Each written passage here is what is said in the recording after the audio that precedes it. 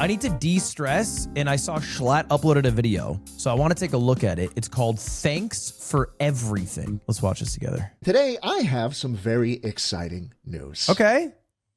For me. It all started when I was looking through my comment section. Not something I usually do. Me neither. Let me tell you, steer clear of the comment section. Mostly porn bots and recycled YouTube comment memes. Only good comment sections are on small channels in TikTok. Not every TikTok, but some TikToks. Some TikToks have fire comment sections. But most comment sections are kind of ass. You know, you people. But something in there was calling to me. I could feel it. I don't know how, but I sensed it. Well, hold up. What was that? Thanks, Gay Schlatt, for the Something new in there video. was Mr. Gay Schlatt, you know what poppers are. Really chose this video to revive the Gay Schlatt accusations, not being the Gay Schlatt allegations. How, but I want Gay Schlatt. Gay Schlatt was annoyed. I sensed it. It was yearning for me. And there it was. I thought you were rich, and yet you keep posting. It's been in my head for months now, like a nagging wife with no prenup. I am rich, okay? My stock portfolio changes more in a day than your parents make all year, buddy.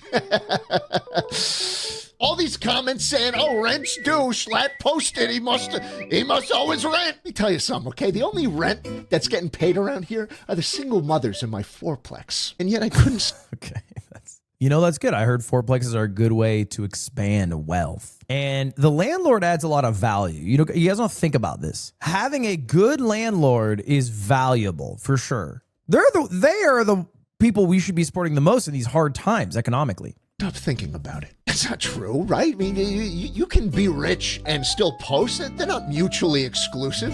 You can be rich and still post. You can be rich and still post, but, depending what, like sometimes you're rich and people want you to post more. Depends on what you post, I guess.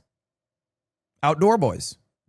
We'd love if they posted more. Look at Mr. Beast. He's a billionaire. He still posts. He posts all the fucking time. Posts all the fucking time. Do I want to be anything like Mr. Beast? No. I don't want a theme park in Saudi Arabia. I don't want car. I want it in Qatar, okay? Saudi Arabia, that method's burnt. I want the Qatar Ludwig theme park. I think that'd be awesome, all right? I think I would bring back jousting. Not where you kill people, but like good old-fashioned jousting, survivable jousting. Could be fun. Boys versus girls jousting. I have ideas, and I need someone to tap into them. Qatar Airways, hit me up. Okay, I do want Carl. How about Sniper Wolf? She still posts, right? I mean, she looks like she's having a great... Okay, I'd kill myself. No, there are certain YouTubers who you check up on. You haven't checked up in a while, and you're like, fuck. Bitch, you live like this, and it's a little sad. And I think about that too. Actually, I was talking to my barista about this. I was talking to my barista. My barista was like, "How long you been doing it?" I was like, 7 years. He's like, "Damn." I'm like, "I know. It's all gonna fucking go away soon." He's like, "I checked in. It's doing pretty well." And I'm like, "Who knows?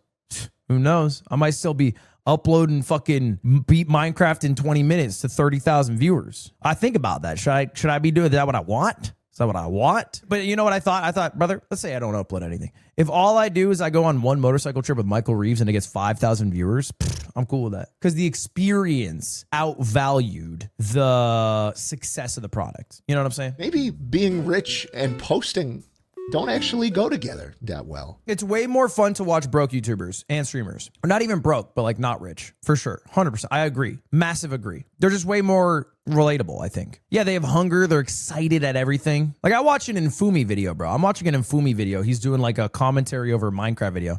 Bro's torqued that he had like 200 live viewers. He had like 200 live viewers and he's fucking creaming about it. Like he's hit the damn lottery. And I lose perspective. I woke up to 200 viewers. I would shoot myself in my skull. The course of my life would change forever, which is, that's spoiled to think about because it's a lot of viewers. That's spoiled to think I'm out of touch. I know it. I'm aware of it. I'm out of touch. And you guys sit there, you go, well, the 200 big, 200 big. You know as a fact that if I had 200 viewers tomorrow, my chat would be insufferable. I'd have 8,000 people coming in and being like, damn, 200, who rated? Huh. I remember when you used to have 20. Remember you used to be the most sub guy ever? Because there's expectations versus reality. But when you never had 200, everyone's like, 200, bro, that's amazing. You know what I'm saying? It's a different life. That's a fun life to lead. On the way up, it's great. Love when the roller coaster's on the way up. Continuing to grow means sacrificing everything you loved about it in the first place. Maybe I'm bi-curious. That's not where I thought this was going. What? He's bisexual now. I've seen this Minecrafter gambit before. Let's see how it pays off. I don't know. All I did know was that I needed to breathe a little, Okay. clear my head. Okay. So I got in my supercar. Yeah. I put her in first. Okay. Dumped the clutch, Yep. spun the tires, money shifted, boom, right into a deer. Oh yeah, dude. He showed me this. Yeah, he fucking murdered a deer for sure. He blew that deer up. That deer got exploded for sure. I'm not even close to joking. My car turned him from a solid to a gas. Okay, it sublimated him, and I love deer too. I mean, they're beautiful creatures, genuinely beautiful creatures. I wasn't going for them. I'd go for like a raccoon or a possum. Fucking them. hate those Fuck them. things. But Yeah. deer, no. I get deer all the time in my backyard. I throw little fruits at them. They love it. This time I didn't have any fruit. I had my Acura NSX, and it was going 4 times the speed limit. In that moment, time seemed to slow. I felt like a spectator in my own body, helplessly watching everything unfold. Shards of glass and dust coated my face and sliced through my skin. My dream car crumpled in on itself to save me. I felt both intensely aware of everything happening around me and extreme doubt any of it was actually happening. Then, suddenly, a wave of clarity swept over me, revealing to be true what I knew all along, yet refused to admit. You can't be rich and still post. I don't think that was. I think you can be rich and still post. I don't know if I'm with him on this. I think you can be rich and still post. I think it's possible. I like the Northern Lion streams. I like them. I like the Outdoor Boys videos. You think NL's rich? Nah, he's really poor. Yeah. No, he's the first one to have 10K concurrent viewers but be poor. Yeah. 100%. Yep, he's the first one to do it. It's actually really impressive. Fellas, my announcement today is one of great importance to me. As you all know, I've lived my entire life in pursuit of one thing and one thing only. Time and time again, optimizing every second of my existence for revenue. Dude. He flashes that fucking smile, that cartoonish, almost carny smile. And then you hear the Schlatt Musical Emporium music throw on in the background. You hear a loud boys boom over. It's the 30th of the month. He barely squeezes in before the sponsor was going to pull the money. And we have our check. I have so much of it now. Enough to never have to post here again. And so I won't post here again. I quit. Thank you for your involvement in J Schlatt Live, and good night. Beautiful. That's beautiful. The most honest pursuit. Make your goals simply stated. Make enough fucking money to quit this shit and then follow through. That's the part nobody ever does. They might mention it's their goal. They might say they want to move on to different things, but they never do. It's too hard. Change too scary. Comfort found in routine, repetition. This is the 3rd time he's done this. I don't think this is do you guys think this is fake? This is real. On that note, there's something else you should know about me. I know it's coming.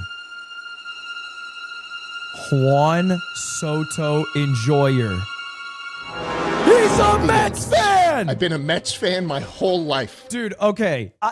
Unironically, so I had dinner with Schlatt when I went to New York, and he told me this. And I took it crazy. Like, I took it like he was like, yeah, I'm actually gay. Like not like anger, not disgust, but just like genuine, like, seriously? Like, your whole thing has been you're a Yankees fan. Your whole thing has been you love the Yankees. You wear the hat all the time. Like, I didn't know how are you secretly a Mets fan? It's the opposite. He's not gay. No, he's bi-curious. Yeah, it was shocking. It was shocking. We are to be disgusted by this. Honestly, I think it's less disgusting to be a Mets fan than the Yankees fan, for sure, right? The most disgusting fandom you can have in baseball is Dodgers, Yankees, or Red Sox. And Mets is probably top 5, maybe top 6. Well, sorry.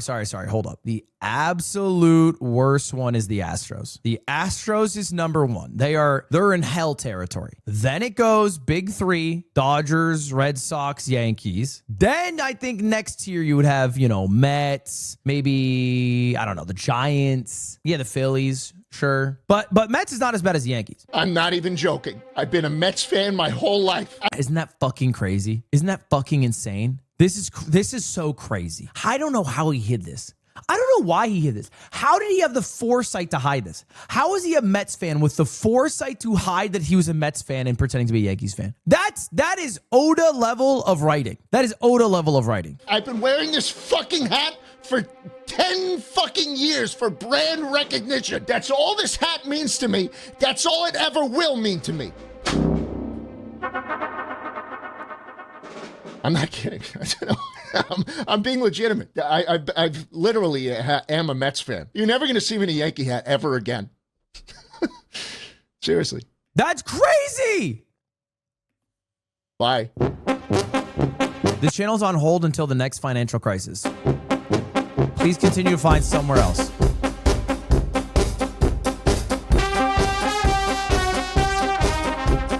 And then he uploaded a weekly slap. Should we watch the weekly slap? In the 1930s, a dude named B.F. Skinner, whose full name I can only assume was Big Fat Skinner, he did an experiment where he put a rat in Dude, the rat fucking experiment. Oh my God. He was talking all about this. We're having dinner. We're in New York. All right. We're at this sushi spot. And I learned about Skinner, I'm not kidding you, for 30 minutes. By the way, restaurant fucked up. We're ordering food there, right? We're getting our food out. It's being like made to order. We finish eating. We're still chatting. We're like drinking. And the waitress comes over and she's like, if you guys are not going to eat anything else, we need you to leave.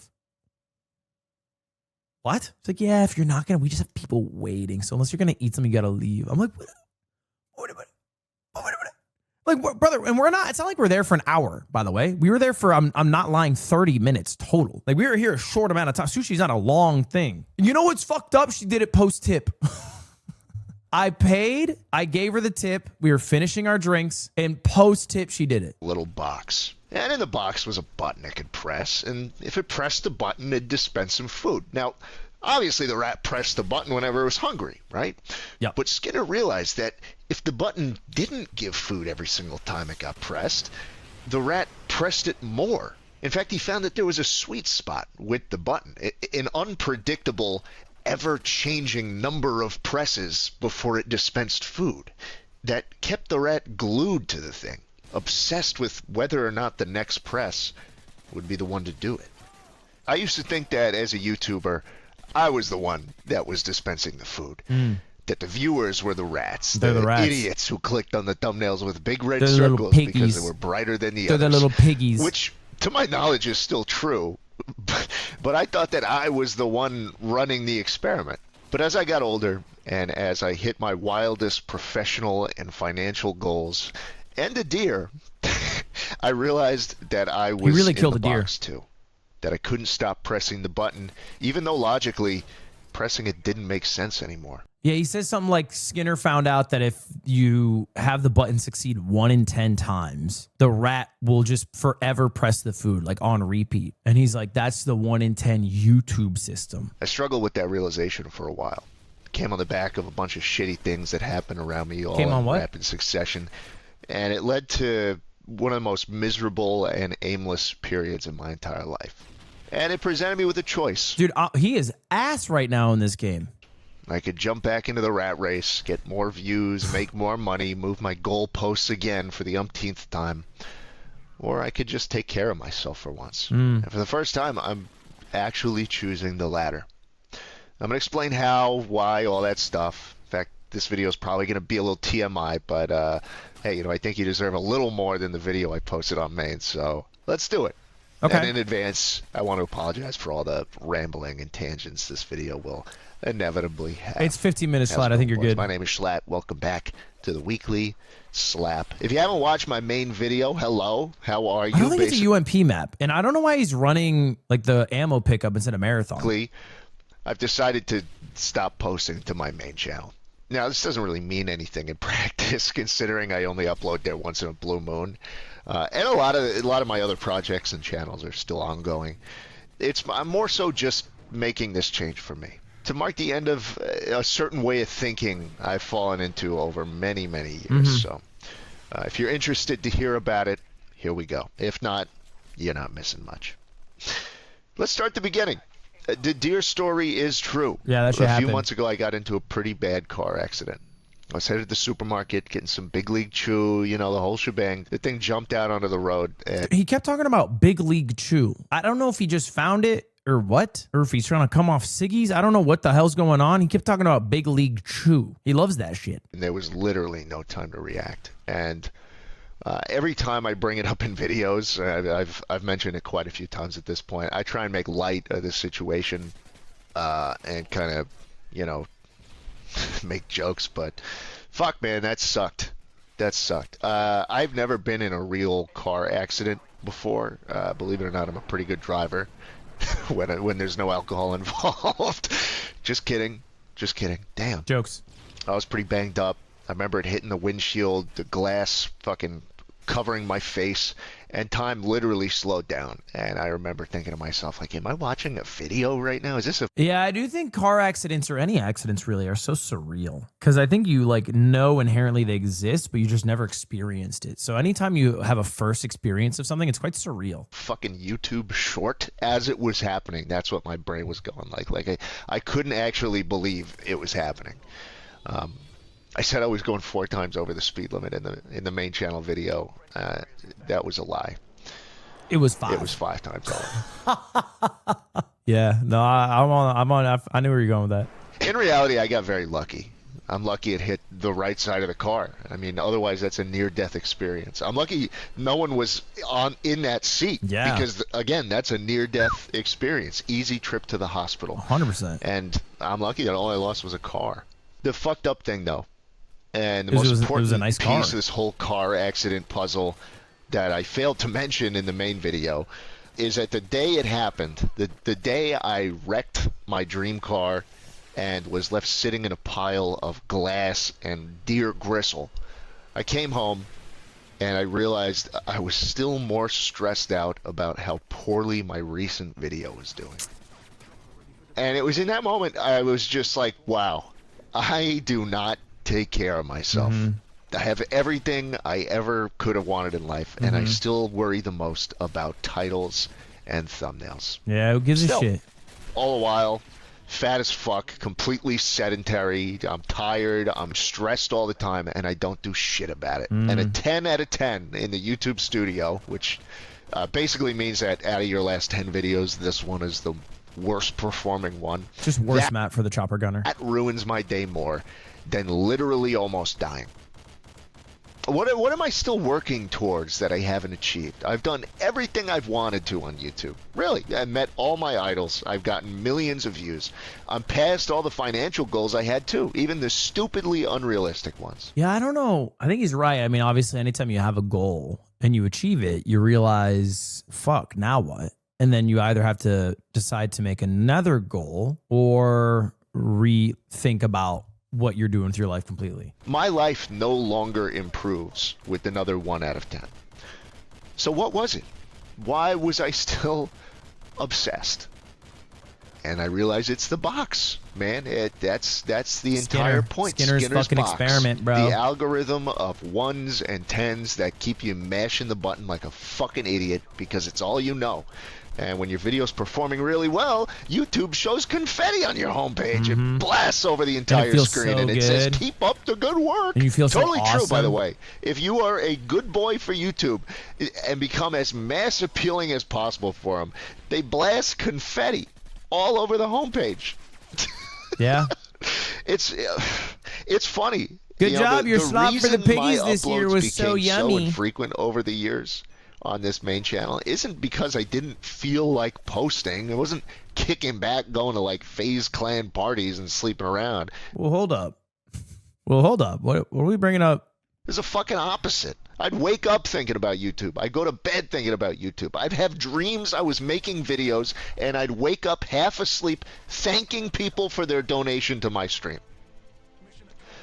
And I was absolutely terrified of a 10 out of 10. It would ruin my entire month. Yeah, he also uploaded so infrequently, right? So it's like, I don't know. I pop 10 out of 10s. I don't really give a shit anymore because I'm just going to upload, you know, in a few days. And I also have a second channel where I upload daily. So it's like I can pivot my emotions. If I have a bad main channel, I'm like, let's check the second channel. And the second channel is banging. I'm like, all right, dope. Now, if it's all going to shit, I'm like, At least I got a sub 40. You know what I mean? But they actually don't bother me too much. But he uploads once a month. So it's like, he's got nothing. He talked about these issues on the yard. And how long ago was that? You know what I'm saying?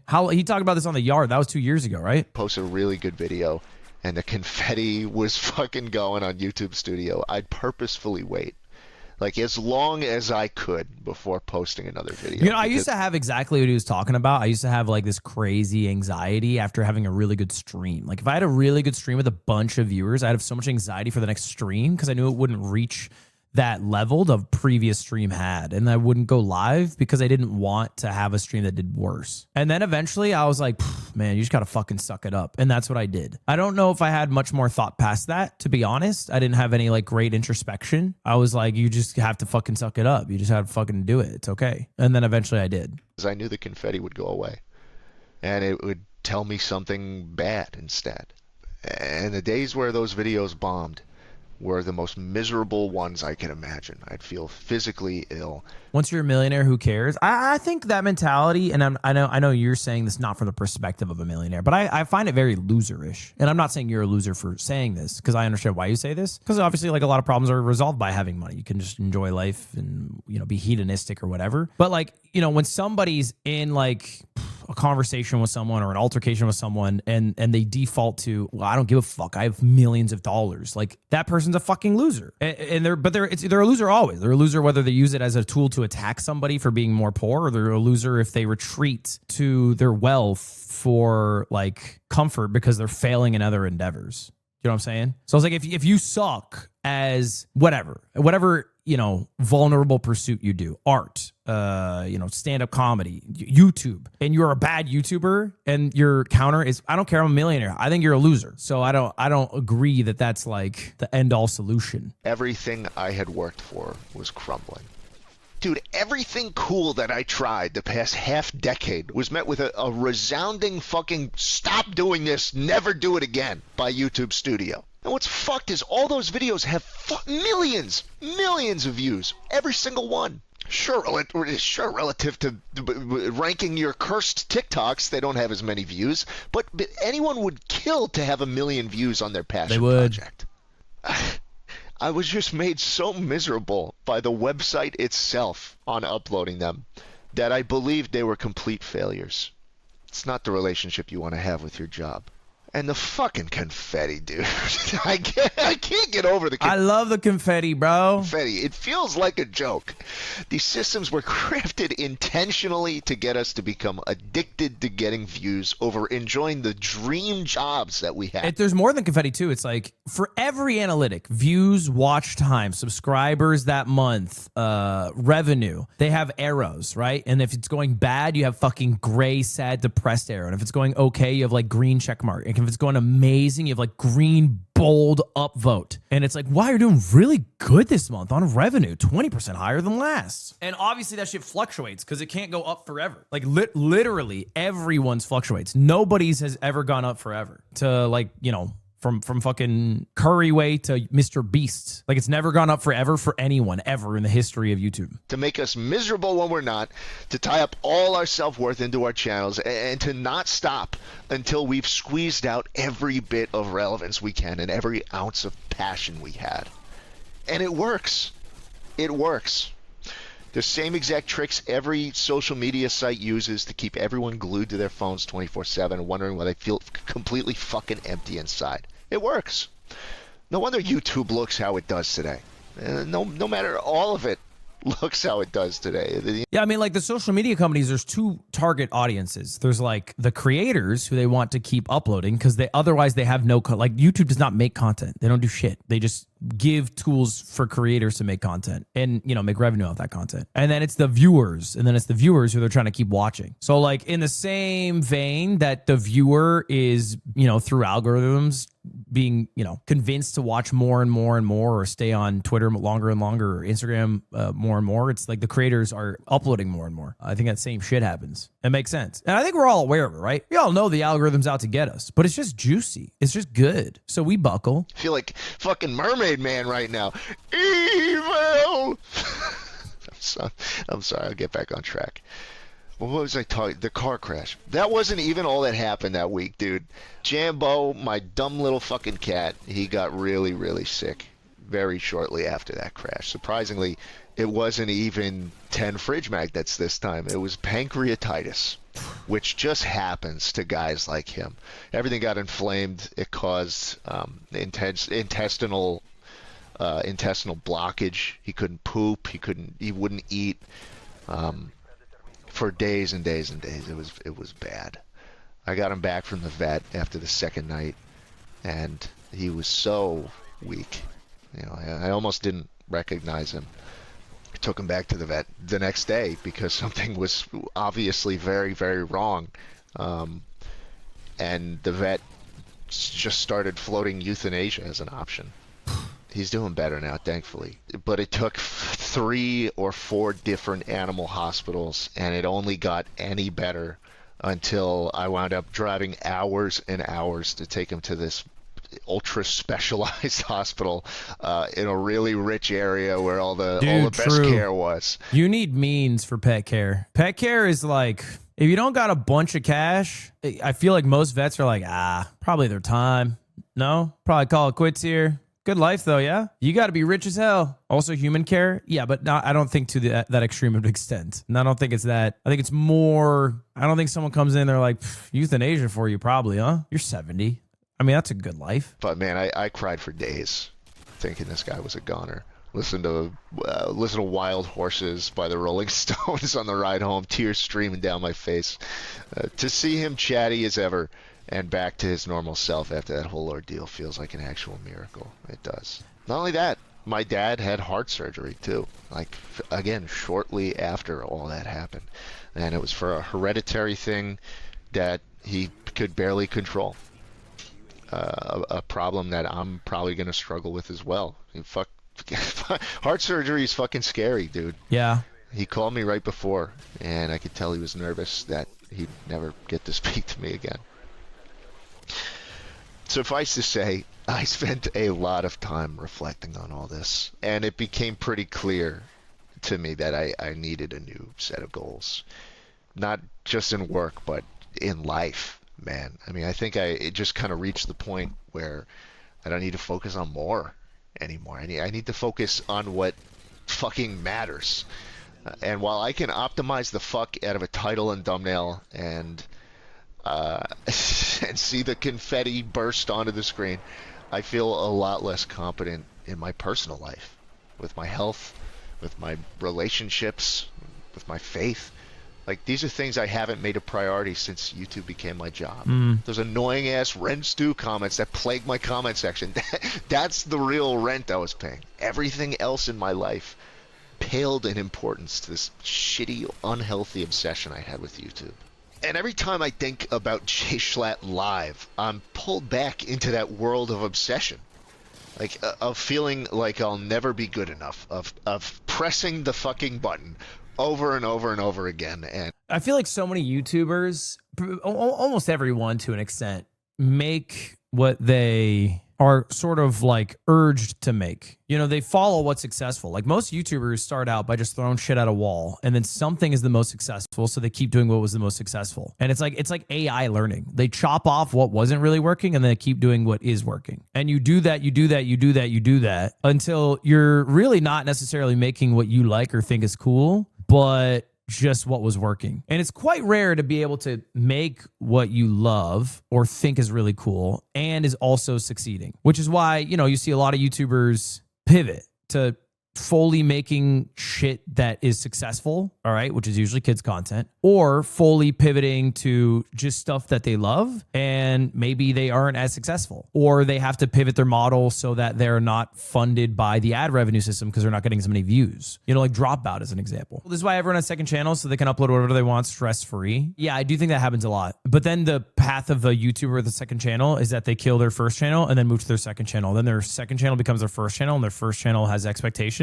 and they make another channel, then they kill that channel, then they go to their other channel. It's like you are hiding your ego in different channels in different corners. This is the second main channel Schlatt has quit That is true. Because Schlatt has J Schlatt, and then he quit J Schlatt and went to J Schlatt Live, and now he's quit J Schlatt Live. And so it's possible that Schlatt and Co. will be quit. We're going to have a Schlatt and Co. video in 3 years. Possible. Now, here's the good part of the video, guys. For the past few months, I have been caring for myself in a way that has quite literally never been seen before. He looks good. He looks trim. Before this became my job.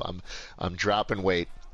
I'm gaining muscle. I'm getting outside. I'm learning new skills. I'm keeping up with hobbies. I'm being kinder to myself. And most importantly, I'm easing up on the overthinking. This white boy knows some Japanese now. The algorithm pleasing. And like I said, in practice, hardly anything is really going to change. That's my bad, The Jack. lights are still on over here at Schlatt & Co. and the gears are still spinning. And I got a great team of people helping me. And I feel like I'm on the right track for the first time in a while. Like I'm happy. I'm actually happy. Thank you, And Irish. something I felt even more the past few months is this sense of overwhelming gratitude.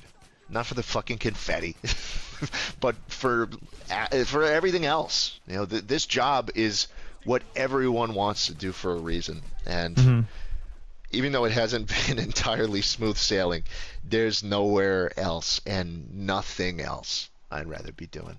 We're looking at venues for a potential live show. And Okay. I landed a role of voice acting in a show that's coming out soon. Seriously, I'm fucking psyched, man. All very new, all very fun, and hopefully all very good, too. Remains to be seen. And I will remain to be seen here and there, too. I'm sure you guys know how to find me by now. As always, I want to thank you all for watching. Thanks for sticking around as long as you have. Thanks for putting up with my little rant here. And I'll see you again soon. Dude, Hello, Schlatt. here's the thing. What's to stop Schlatt & Co. from just becoming Schlatt Live? It'll be good. There'll be a honeymoon period. It'll be good for 6 months to a year. I think it's sick. I think it's sick that Schlatt's making a bold decision like that. I think it's very scary. I think most people are scared to make change, especially from something that's working, because you have that, you know, like, why fucking change everything? It's working. Let me just keep doing it, whatever. So it's kind of cool to be able to make change, especially off something that's, I think, as scary as that.